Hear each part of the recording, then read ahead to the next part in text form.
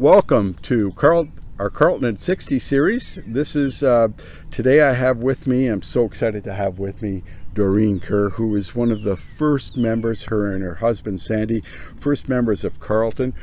I've just been sharing some memories with her, and boy, there's some really good stuff here. Doreen, thank you so much for coming. Could you tell us a bit about yourself, where you grew up, when you and Sandy moved here, those types of things? Well, I was born in Edmonton, and Sandy was a physical director of the YMCA in Canada, and he came to Edmonton as a physical director, and I worked part-time, and that's where I met him. And I was studying music, and he lived in Toronto. That was his original home. So a few years later, he was in Edmonton for a couple of years, and then I went to Toronto because he had already left Edmonton, and I studied music. I finished my degree at the Toronto Conservatory, and then we got married in Toronto. So I was a teacher then, and we both came to Ottawa. Sandy was a physical director of the Ottawa Y.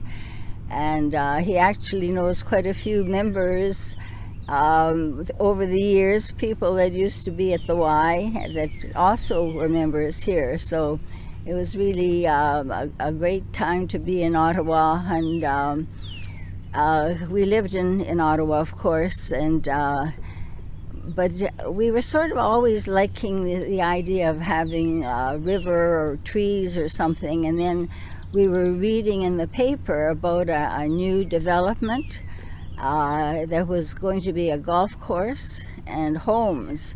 And this was in 1962. And it was an insert in the newspaper. And so we thought, well, we'll drive out and take a look. And we came out, and of course, there were a couple of homes. They had already started dividing up the homes, and so on the waterfront here near the clubhouse, there were about 4 homes that were built, but they were summer homes. Nobody lived, like they hadn't moved into them or anything. And we sort of thought, well, this looks like a really great place. This is 1962. So what we did is we looked at the lots, and there was one lot we really wanted, and it's now the lot that is by the 13th tee, because this was a farm. This whole area was 2 farms, and because it was so flat, there were hardly any trees, but there were a couple areas, and one area. And as you know, number 17 is really a beautiful, picturesque hole, because as you're coming towards it, you can see some of the tall trees that still remain. But that whole area was pretty wooded, and we wanted a lot there. But Mort said, no, we can't sell that lot because we're not sure where the next 9 is going to be. And sure enough, as you know, the crossover is there from 12 to 13. Yeah. So anyway, we decided we'd buy, and we had to pay $1,800 for that lot. Oh. Isn't that a joke? It sounds like a joke, but of course everything was, that's how your salaries, everything was low too. So obviously, that was the times. But we couldn't. We thought we would love to have a river lot, but we couldn't afford it because they were $3,600. Wow. And I should mention, and I'll show it in the picture. You'll see a picture come up on the screen shortly. Where their lot is. It's right adjacent to the 11th fairway and the 12th tee. It's the corner lot with the flat roof there, and as you'll see in the picture. So that was one of the first houses here, and you moved in, and did. You might have had some issues with that house. Well, we did. We, as I say, we came and we bought the lot in 62, and then in 63 they built the house, and we were able to move in October. So we moved in October '63. And the house was great. We had a three-sided view. The windows looked over the green, and at that time it was different. It was hole 3, because we had the original home was hole 1, then hole 2 teed off at 6, and then but it went right on near the pond, the green. Yeah. And then you sort of backtracked, sort of midway fairway, and the tee there was for 3, which made it a par 4. Yeah. So that meant it was a real dogleg. Yeah. So where the current number 11 is, that's now a par 4. That was actually a par 3. And then the next hole was the par 4, and that went around your house to the current 12th green. Remember, it was a 9-hole course back then. That's true. Yeah. So unfortunately, or fortunately, golfers want the shortest way to get to the green, and our problem that people would drive up, towards where the pond is, where the ditch between the in front of the green, 11th green now, and but when they got to that spot, they didn't want to waste a shot, so they went over our house, over our yard.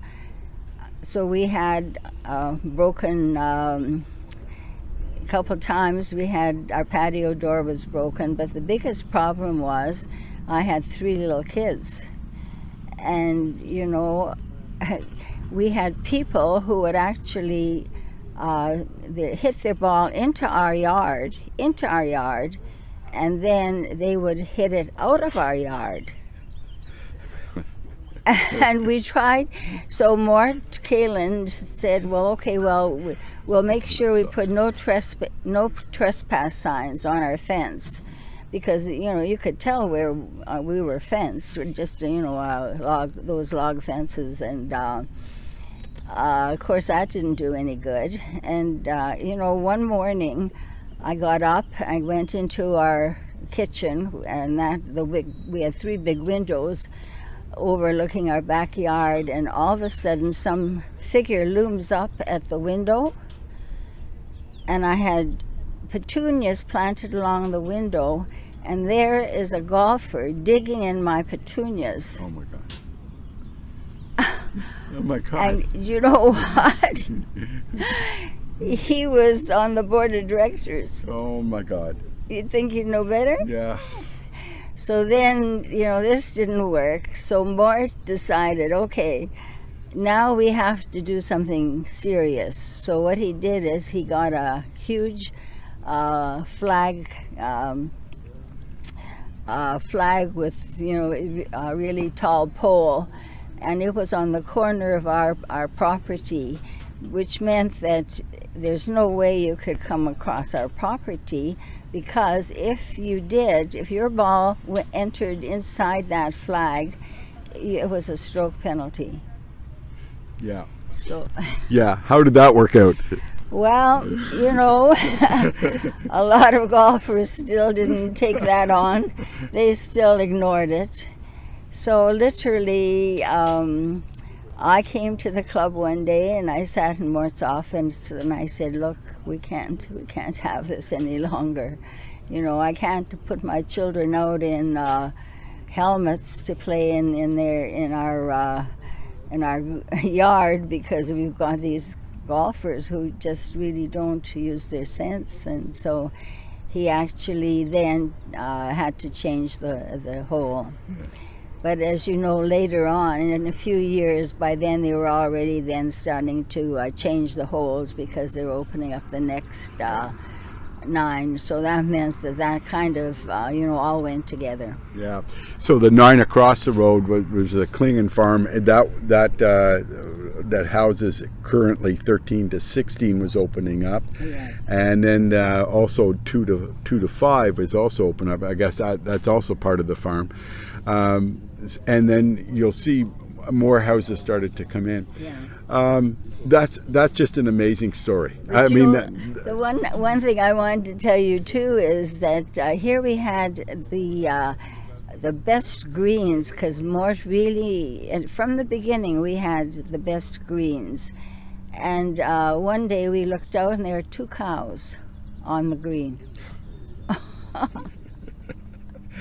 With their big hooves, and they had come over from the Klingon farm. Now this was obviously the very beginning before they started. So I mean, Mort sure had a lot of work trying to get this course started.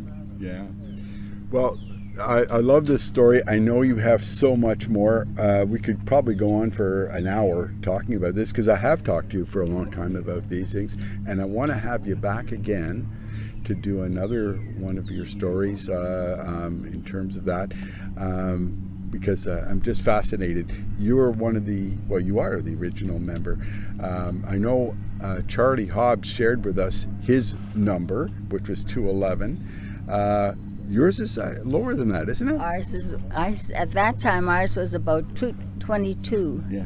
Okay. Because, you know, even though it was a golf course, we had a lot of golfers, but not compared to the social members. Right. Okay. So at the time, you know, golf wasn't as popular as it is now, and so a lot of people couldn't afford it, or they moved out here but weren't necessarily going to golf, but the social life was so good. Yeah. So and maybe we'll talk about that at the next our next session. Thank you very much for it's my pleasure. Doing today. I'm just, as I said, thrilled. I can't say enough.